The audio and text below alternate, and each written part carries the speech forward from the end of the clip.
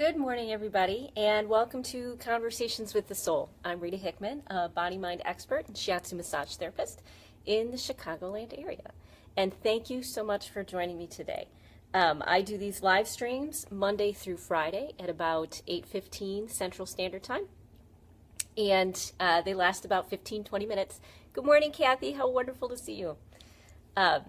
So they last about 15-20 minutes, and I hang out in front of my beautiful woods, about 2.5 acres that is near the Wisconsin border.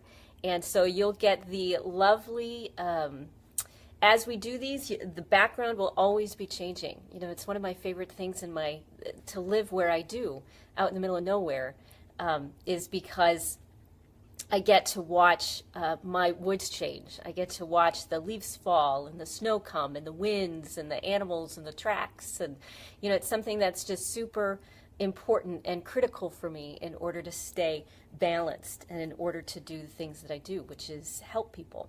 So thank you for being here and being a part of the conversation. I'm so glad because this is a conversation, this is a dialogue. And so I never think that I have all the answers. I love to keep an open, curious mind, and let's just look at things. I don't assume that I know everything, but I do know that I know quite a bit. So here we go. Today's topic is, what is energy healing? Now, let me start out with a little bit of one of the challenges that I have in life. One of the challenges that I have in Illinois, let's say, is a lot of people in Western medicine and Western energy healing have a very narrow viewpoint of what healing is. So let me tell you what healing is from a lot of indigenous cultures. And I've studied indigenous and cultural medicines from North Native American to South Native American to Ireland to Asian medicine. I love cultural medicines. It's definitely my passion. So according to cultural medicines, someone can be healed, a patient can be healed, and they can still die. So how does this happen? How can there be a healing and someone still not survive? Because in Western medicine, we tend to look at healing as in getting rid of a physical symptom or a physical problem. And in a bigger scope, healing from many different cultures for thousands of years is when there may be a healing within the family, or maybe there's a healing in the psyche and someone finds peace, or there's a healing in someone's relationship skills or social skills or self-esteem. So healing, especially energy healing, is so much bigger than our Western society and Western medicine tends to accept or talk about. So yesterday we talked about how energy is everything. According to Asian medicine, from Asian medicine principles, energy is everything, and it's three-dimensional. It has, if you look at the color red, it not only is just a color, it's also a felt sense and a taste and a smell and a sound and a belief and a feeling, and it's so much wider and bigger, and that everything is interconnected. So if you affect one aspect of something, it will affect something else. It's a system. Good morning, Janine. So energy, taken out of the Western medicine point of view and the Western point of view, is almost anything and everything. And when you start studying cultural medicines, indigenous medicines, you realize that healing isn't always pretty. It isn't always that you get to a lovey-dovey state and you have this core of peace. I've been studying happiness a lot lately, just because it seems to have been a big conversation in our society about happiness. How do you find happiness? And fortunately, they've expanded the idea of happiness, just like energy is expanded. Happiness, people are starting to realize, is when you have a full, rich life, when you experience all sorts of emotions, good, bad, up, down, in, out. And healing is the same way. Healing, from many points of view, is not that you get rid of something, but more that you become more whole, more of who you really are. I like to say it that you become closer to God, let's say. And I'm not a very Christian or religious sort of person. I have a very big idea of who and what God is. And to me, it's everything. So there's nothing to strive for. So when we reclaim parts and pieces of ourselves, when we look at all those different aspects, then we are healing. We are evolving, growing, and becoming more of our bigger true self, more of who we're meant to be, our very big picture. So energy healing is when we reclaim those parts of our souls and we become bigger. It doesn't mean that we even get rid of anything. In fact, in Asian medicine, they don't believe in getting rid of anything. They believe in finding a balance that works for you. So think about it as a seesaw. You know, you all remember that when you were a kid. And I know we all oversimplify, and so just remember, I'm oversimplifying relationships and people using a seesaw metaphor, but remember, it's so much bigger than that. But, okay, so picture a seesaw, and one is on each side. And one person starts to scoot back, which means the other person needs to come closer in order to stay in balance. Or you scoot back, and the other person needs to come closer in order to stay in balance. Let's say somebody decides to stand on the, good morning, Bonnie. Let's say somebody decides to stand on the good morning row on the seesaw. That throws everything into chaos. And now the other person needs to adjust on the other side. Okay, they're standing, so where do I need to be on this seesaw? Do I need to stand too, or is it better that I'm seated in order to work together? So in Asian medicine, everything is about balance and finding a balance that works for you, finding a balance that you like. And so energy healing can look like a lot of different things. It can look like the peace you find after you've been heartbroken, or it can even be the heartbreak in the first place. It can be the parent who yells at their child so they don't cross the street and get hurt. It can be the tears that we cry and the anger that we express. It's every aspect of being a human being.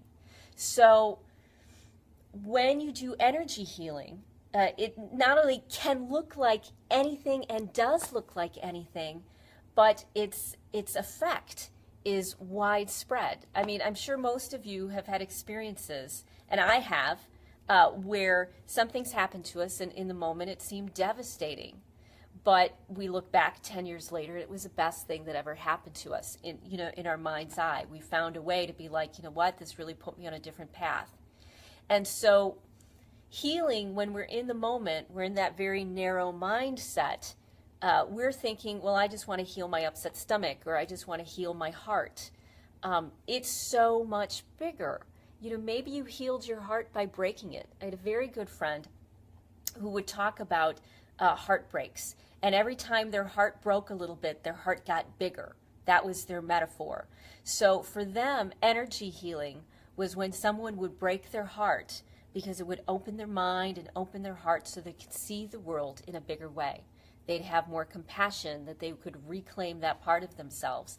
And it's the same thing with anger, or the same thing with fear, the same thing with, you know, all sorts of things that we vilified and we thought were awful and terrible, because it's about finding balance. And many times we have to have something extreme in order to cause us to reclaim these parts that we're so good at denying, that we're so good at pretending don't exist. So I'll give a story about me and anger management.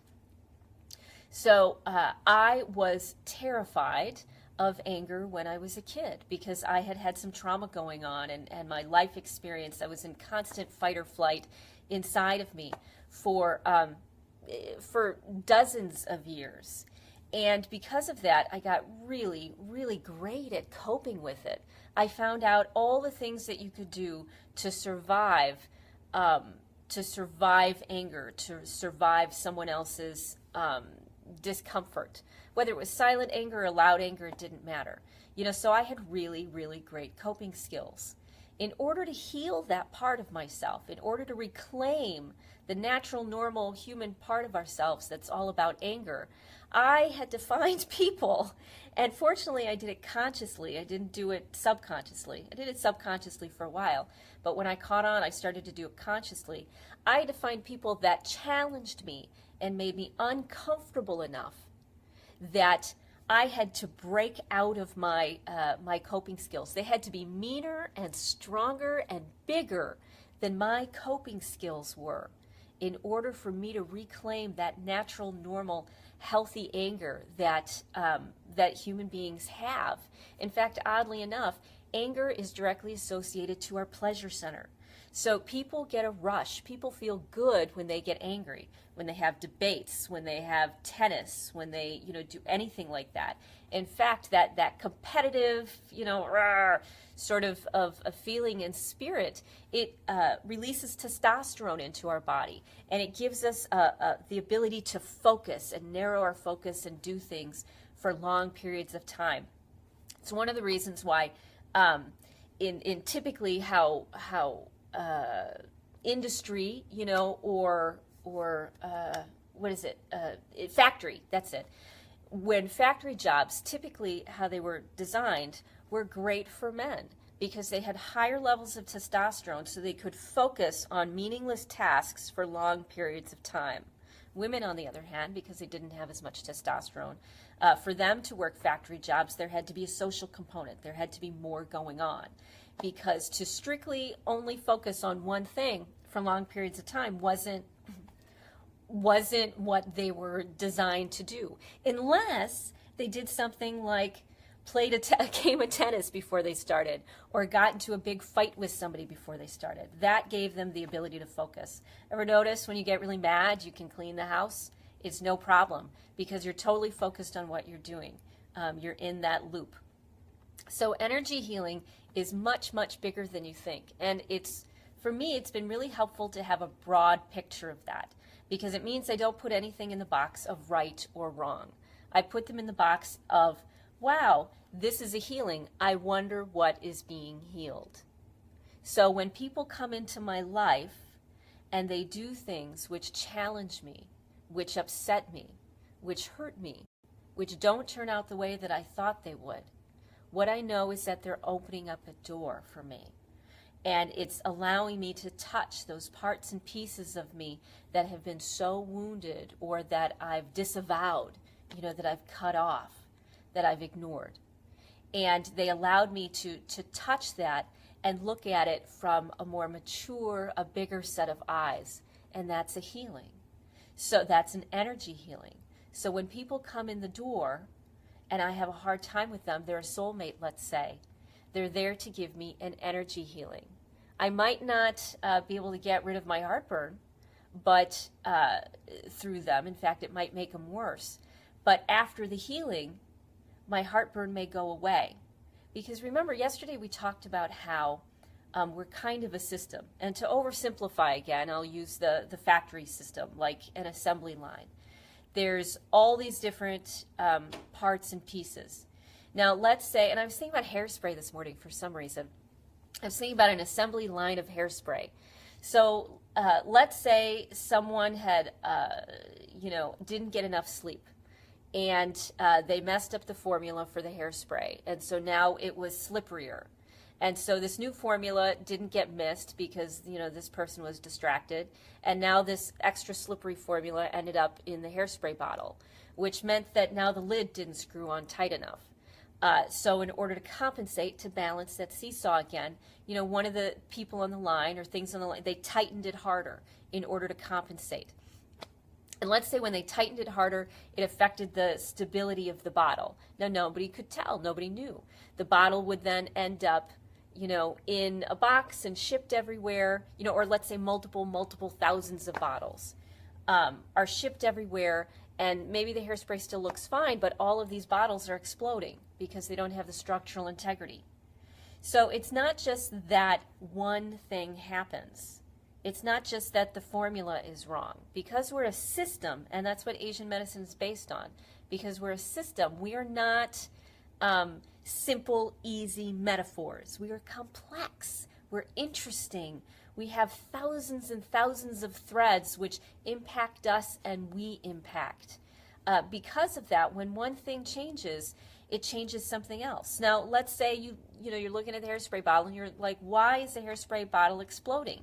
And then we go back and we're like, it's because you tightened the lids too tight. It's your fault. You need to be fired. You need to be this or that or the other thing. Okay, problem solved. And you replace the person and somebody else ends up tightening it, or a different problem starts. You can't just solve one problem and hope or expect that everything else will naturally fall into place. Rumi calls it polishing the mirror. We are layers upon layers upon layers of thoughts, ideas, beliefs, memories, history, nervous system, cells, everything. We are so many layers. And you have to look at polishing your mirror, at cleaning things up. And so if you want to get rid of your heartburn, you want to look at multiple different factors. You not only want to look at your diet, you want to look at your relationships, you want to look at your beliefs, you want to look at how and why you react to different beliefs. Now, in a perfect world, we would be able to clean all of that up. But if we did, guess what? We wouldn't be people. What makes us interesting and cool is that we're this very unique balance of all of these different qualities and all of these memories and thoughts and ideas. All we're trying to do with energy healing is to find a balance that we're okay with. To find a balance that we can live with, and to keep reclaiming those parts and pieces of our soul, to keep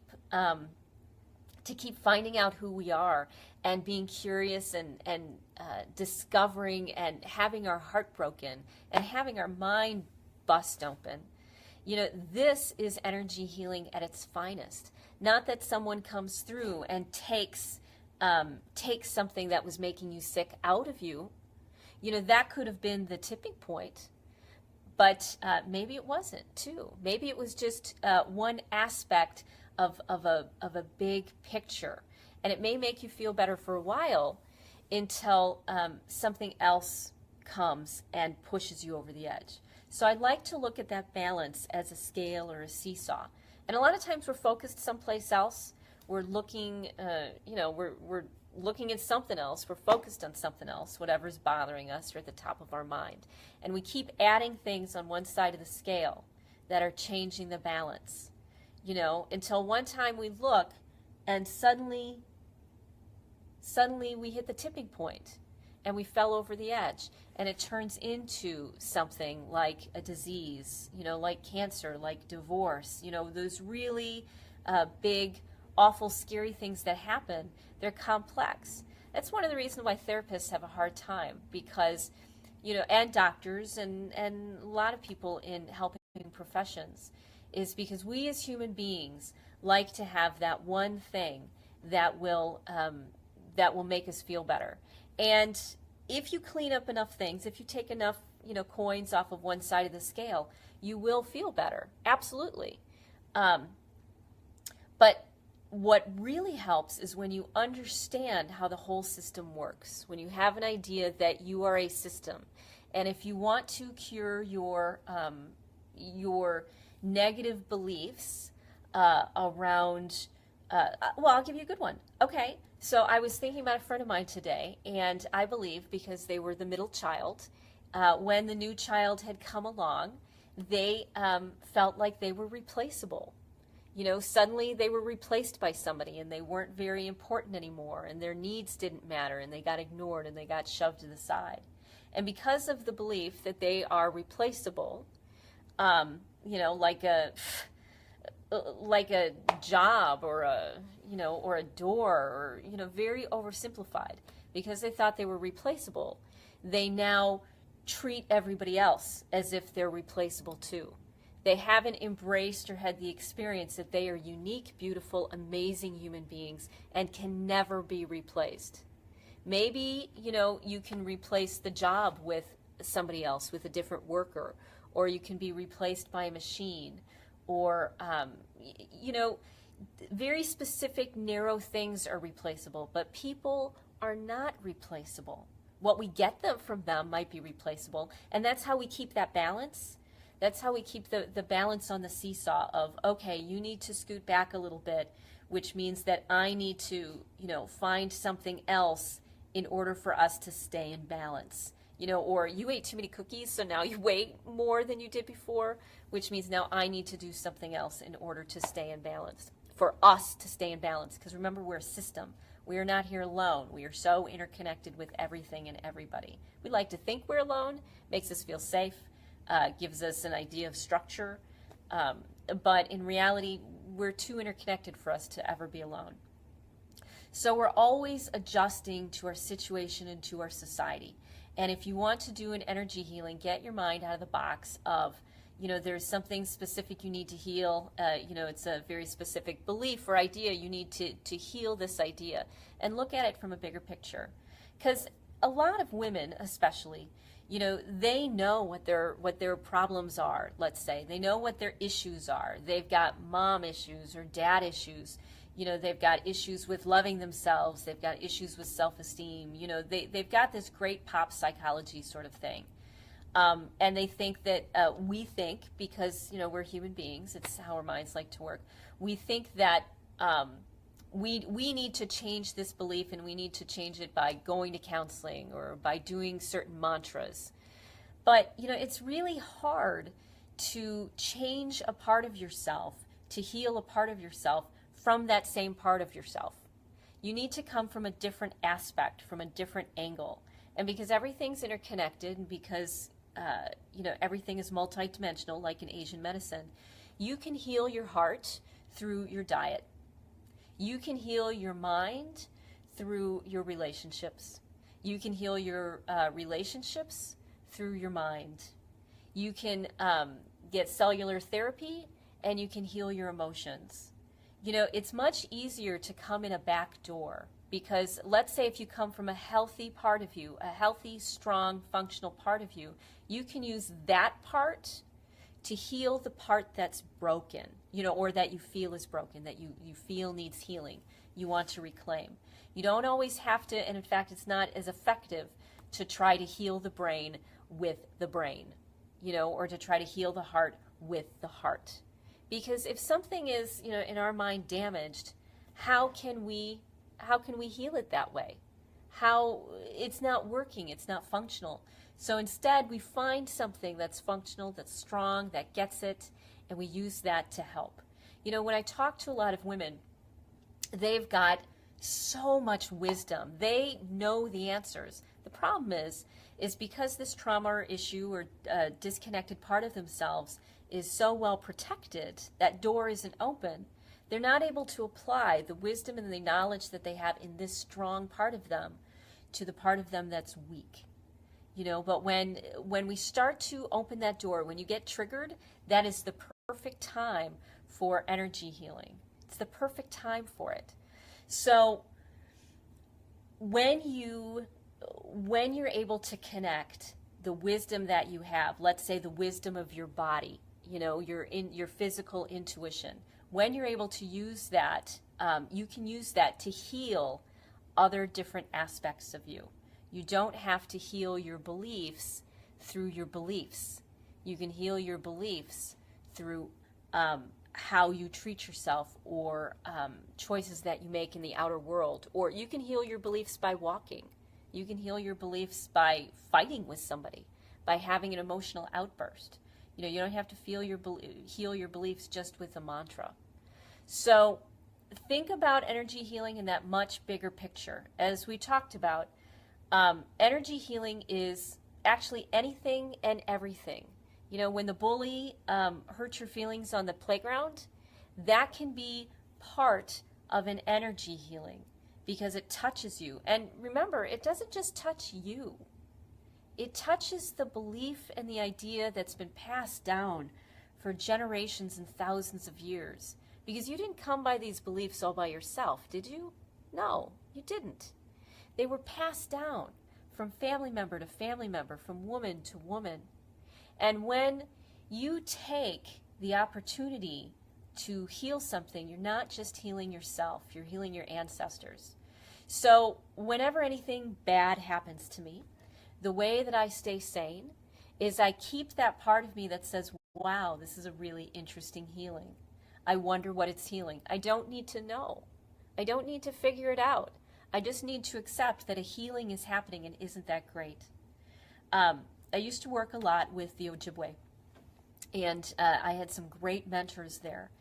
And we would talk about how when something would happen, what a great thing it was. So let's say you're lighting a fire and you cut yourself. Well, you must have needed to give a blood offering. Let's say that you get queasy and sick and you're nauseous and you can't stop, being over the toilet. Clearly, this is a cleansing that you needed. Let's say someone said something which broke your heart. Clearly, your heart needed to open bigger and be bigger. So when you're able to look at all of these bad things as opportunities for energy healings, instead of, as in Western society, where we put it in a box and we say, energy healing is this, or it's this. It's not. It's all of it. It's every single part and piece that exists. Everything that happens to you is a healing. It's an experience and a reclaiming of who you are, a making you bigger. Maybe you needed to know what it's like, in order to understand the feeling of trauma, so that you can understand other people who've been through trauma or the human experience. Maybe that's why we go through trauma. A lot of things happened to me when I was a kid, and I've been able to look back at it and look at it as shaping me. It shaped me, and it helped me reclaim all these parts and pieces of what it's like to be a human being, because that's really energy healing, is when we reclaim ourselves, not just our little selves, not just our ego and identity, because remember, our conscious mind is only 10% of our mind, and it's an even smaller amount of our whole self, and even the most minuscule amount of the whole system that we are. And you remember those videos where it would be the universe, they'd start way far out away until they got to little old you on the earth. That's the system that we are a part of, that we are both influencing and being influenced by, that we're shaping and being shaped by. So energy healing is when we reclaim all of those parts of ourselves that we think we are not, so that we can have a bigger understanding of what it's like to be all that is. So if you've got any questions or thoughts or ideas or opinions on energy healing, this is a more indigenous viewpoint on healing, that the sick person doesn't always survive when there's a healing because other things are healed, then please feel free to leave some comments. And I'll be looking for ideas for future weeks. We're going to be working on metaphysical energy all week. And if you'd like an appointment, if there's body work that you need done, mental work, you're welcome, Kathy. Emotional work, or the whole system is just broken, that you feel is broken and needs healing, it's not the balance that you like, then give me a call. Text me, message me, we'll sort something out. And if you'd love to be a guest, let me know too, because Facebook makes it really easy to have people on it as guests. So it does a little split screen, and I'd love to have you on, because I know what I think, and I love to hear what other people think.